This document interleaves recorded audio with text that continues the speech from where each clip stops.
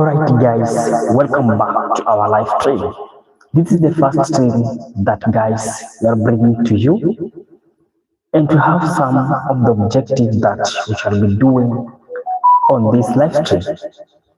Number one, this live stream is just coming to you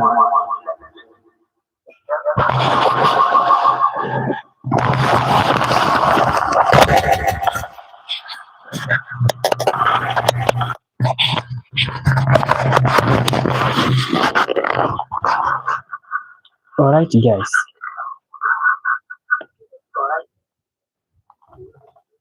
wait a bit guys, I'm working on my microphone and it is now okay. The first minutes it have been a challenge, and now I'm back on live. This is the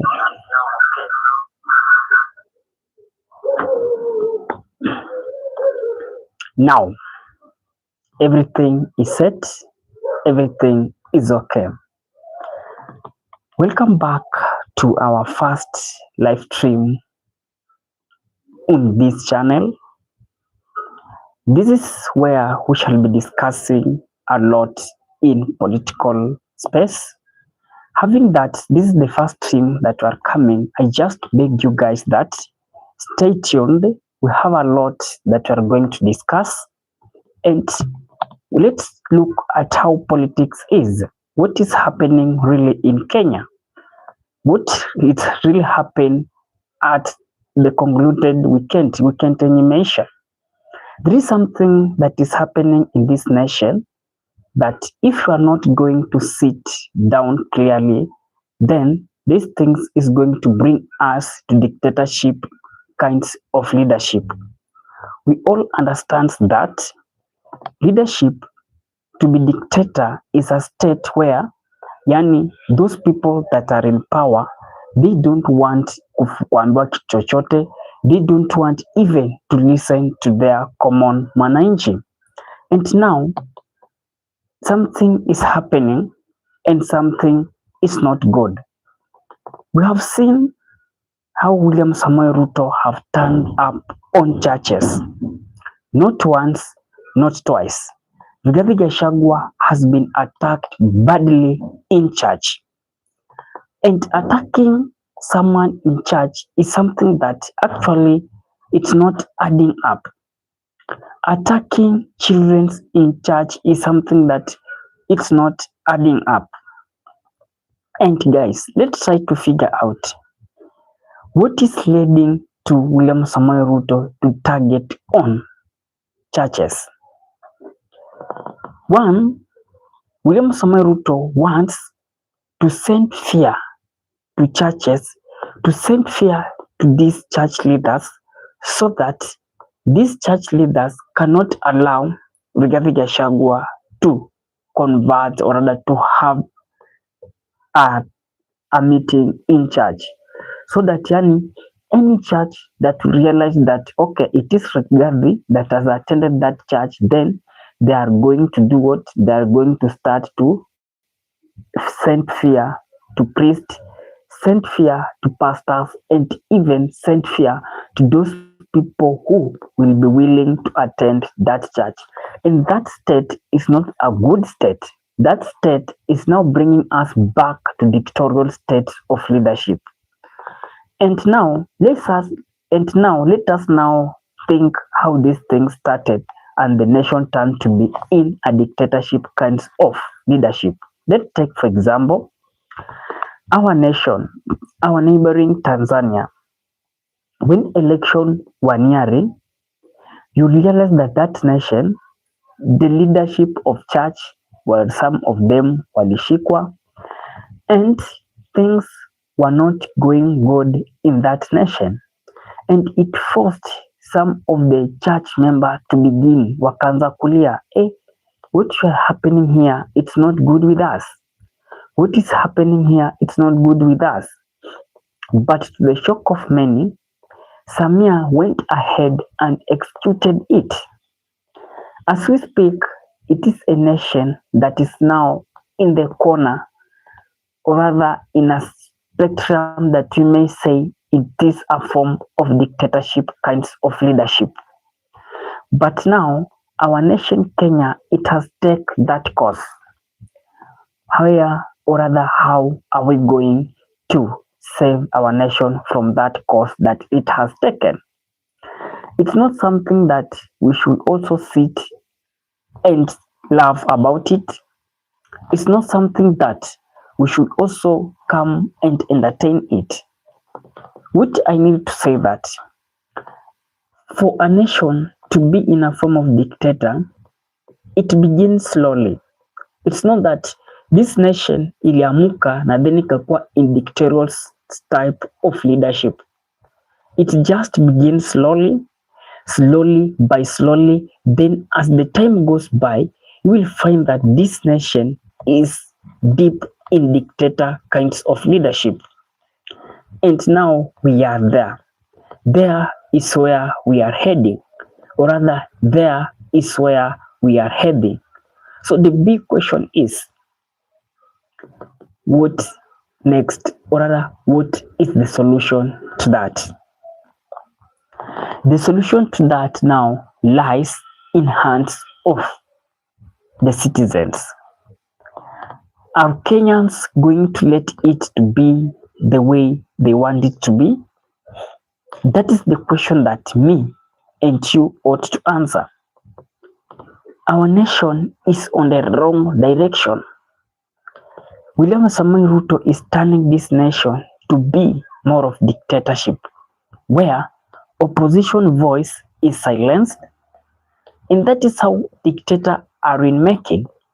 Dictator in making, they ensure that number one, the opposition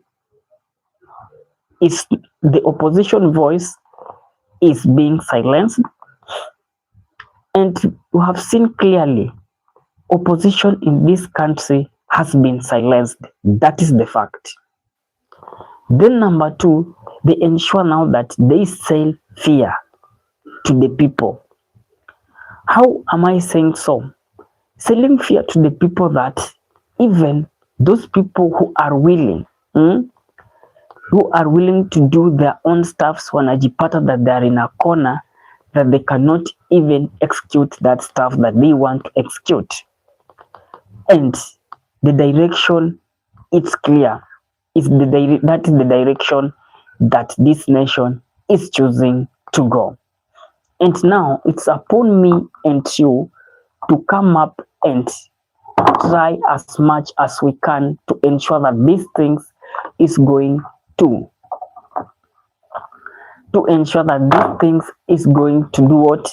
To execute it. Now, how are we going to do it? The solution lies in hands of the electorate. Those people who are good, those people who will elect their leaders. That is where the solution lies. The solution lies with me and you. The solution now lies with those people who knows that this is our nation. The solution now come back to the Constitution. We all understand that the Constitution gives us mandate. Chapter 1 of the Constitution, that the power belongs to the people. The power belongs to the citizens. And they only choose their leaders to exercise that power. And if you see that the leaders has failed completely to exercise that power, then what next? The only solution there is to ensure that we take that power. And now, in the game, that Constitution has given us power in that we shall exercise only on ballot papers. So the problem is that, in East Africa, as it is very difficult to choose your leader, or rather to choose leader through a ballot. Why am I saying so? The electorate position has come in that it is very difficult to choose this leader through a ballot box. You choose your leader, then go ahead and exchange everything. Not once, not twice. Now, that's aside, you have seen how these things is, and now what we are trying to contain in this very greatly is the attacks. Let William Samoei Ruto do his attack on anywhere. Let him wait rallies outside there, do what he want to do with Rigathi Gachagua, do whatever he think of he can do it best to Rigathi Gachagua, but not to execute it in churches. That is now where the guy is drawing the line. He can do whatever he needs to do, talk whatever he wants to talk, do all sorts of stuff that he wants to do, but not now in churches. Now guys, let's now dive to another story that, or rather another political development that is developing in our country, and now that is ODM party at its concern. ODM is a party that has been strong since it was formed in 2005, and ODM has been producing a presidential candidate nearly 5 terms since Raila Amolo Odinga the late formed the party. Now the guy is no more. After the guy is no more, the ODM party has now taken another trajectory. And the trajectories that ODM has taken is not something that it's sitting well with some of its members. And now there is one position that it is rattling everybody. And that position is the position of party leader. Why is it that now some of the ODM members are not comfortable for Oburu Odinga to be their party leader? And these are two groups that I'm yet to talk about. Group number one is now this group that is being led by Oburu. And in that conjunction, we have some of the group that they have decided that we are not going to start, or that we are not going to be with Oburu. We are going now on our own, and to want NDC to be called. That's aside, we cannot deny that fact that really they need change, but the change that they need, they also have to choose the correct choice at that moment. Kwa sababu they may say that we need these changes, they go ahead, they do their changes that they are preaching to. But now we need to look at the future of the party. What is the future of this party? That is the big question that ODM brigades have to answer before they even talk about calling of NDC. The future of the party is something very, very, very, very important.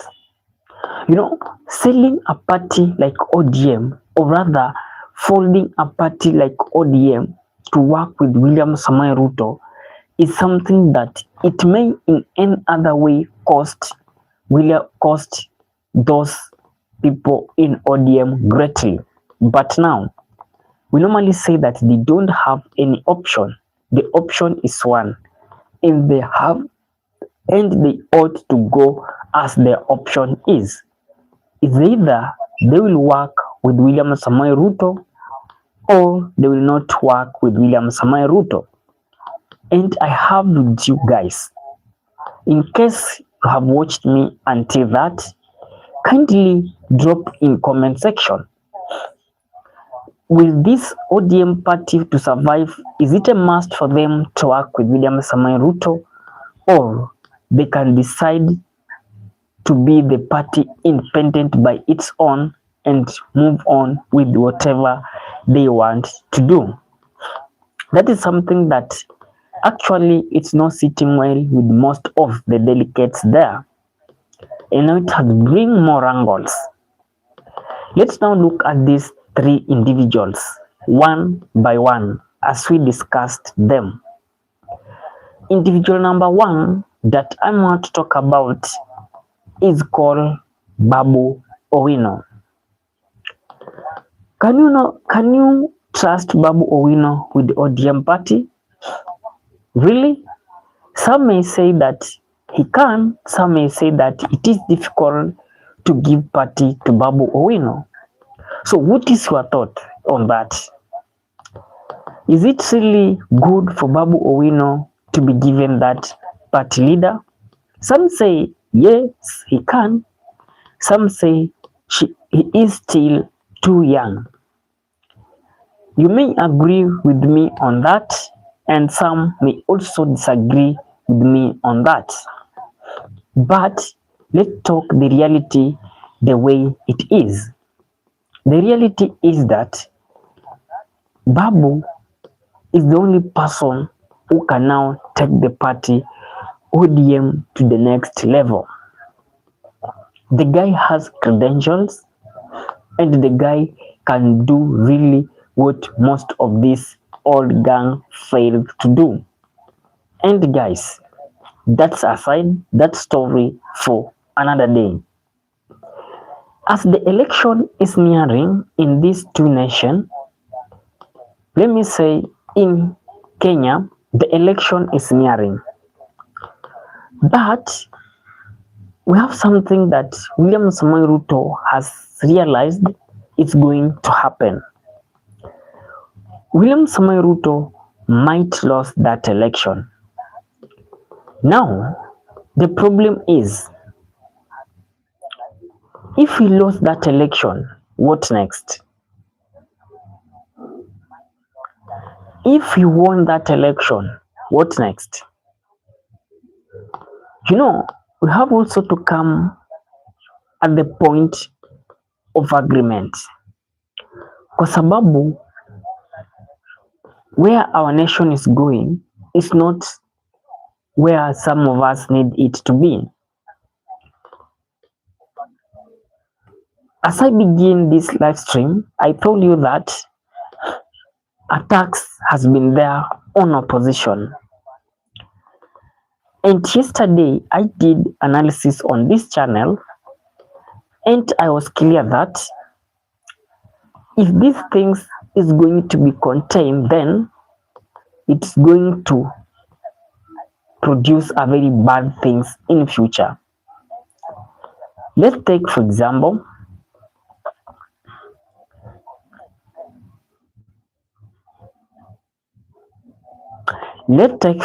guys, assume that the election has been done. Assume that, let's go in assume. Then it turns out that William Samoei has not won that election. Will he allow the opposition at that time to come who have won that election to take the seat? No. Back to my main topic of discussion. Now, the dictatorship in making begins. And since something is just a process, and the process has been there. How the process has been there? You start by selling fears to opposition, like what you are witnessing to date in this nation. Opposition will not have any place to nourish. And if that is the case, then these people will go on and stall that election. And after all has been done, then they will come back. Watasema now, we have done this, we have done that, and we have done that. What next? It will be difficult for opposition again to challenge any, kwa sababu we have something that called capture. The capture is something that it is very, very, very difficult in any nation when you find that the country has been captured. When I talk about captured, I'm talking about the institution to be captured. Let me say, like, parliament might be captured. That is an institution. And in Kenya, there is no parliament, has already captured. Number two, what can be also be captured is the judiciary. When the judiciary is captured, I'm talking about the courts, can be also captured. And we have other institutions still also that can be captured. Those that used to be independent can still also be captured. And now they will no longer be independent as we used to believe in it. From that scenario, it's something like I've said, it is a process. So itafika kule ipate like, okay, now Kenyans knows that, itafika place wajue Kenyans knows that now they cannot do anything kwa sababu these things has been happening. And after these things has been happening, the institution has been captured. And now we don't have any hope that anything can happen. There we shall have a big hole. And that hole that will be there is now to go into dictatorship. And from the thought, or rather from all indication, William Samoei Ruto will be a very shrewd dictator. Why am I saying so? If you are a dictator, you must to have people around you. And those people around you, they will be praising you day in, day out. They will be happy praising you. Anything that you do, they say, okay, you are doing good. Anything that you do, you are doing good. So that you find that you have watu kidogo that are opposing you. And now you have more people that are praising you. You get? That is very interesting. Small praising you, but we have small people opposing you, but now the big people, they will be now cheering you. From that, when now you advance to be a dictator, nobody will realize that. And we are witnessing it as I speaking now. Some will be saying, okay, you are doing the good thing. But the percentage that will be now opposing you, there will be a very small percent, a very small margin. Those are people that will be now doing what? Doing all sorts to oppose you. And from that, you will be now doing your own stuff without any fear. You will be now moving into a nature that even a small kid can see, hapa mambo si mazuri. And there we are. Guys, today I'm not going long. This is our first live discussion, live engagement. And I call you upon that next Wednesday, or rather this Wednesday, we shall come back again to this live stream. So let's end it at today. And if you are watching this live stream until this time, what you need to do, kindly click that subscribe buttons, then allow the notification buttons to be on. We are out. We shall be engaging offline using the long analysis that I normally do daily. And I just wish you a good night, whichever the place that you are watching it, a good morning and a good evening. Bye bye guys. I call upon you to subscribe, to share my videos. And as I end, I say that let's meet again on Wednesday. Then thereafter we shall have another one on Friday. Let this to be an engaging platform. And if you want also to get in touch with me, you can use the number in description of this video. You can share your thoughts, and again I can also share my thoughts, and we can be together. Guys, bye bye. For this I say bye bye. Thank you for watching. Let's meet on Wednesday for the long live stream. This is just but the beginning. Bye bye.